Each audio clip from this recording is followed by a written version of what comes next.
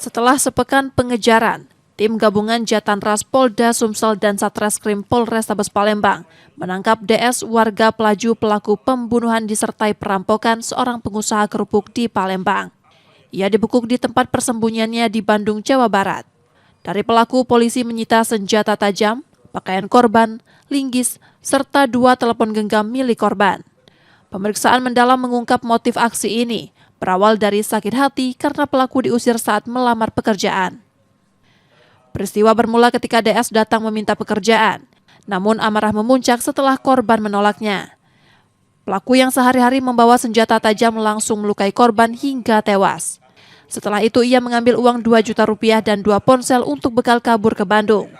Tersangka sempat menjumpai korban yang notabene diikuti dengan sebuah pertanyaan untuk menanyakan apakah ada lokak untuk bekerja, namun korban mengatakan tidak ada dan menyampaikan kata-kata jauh-jauh lah. Inilah hal-hal yang mematik daripada emosi. Perbuatan emosi korban. Di samping memang yang bersangkutan sudah menjadikan budaya menggunakan sajam atau senjata tajam sebagai bagian kebiasaan masyarakat kita.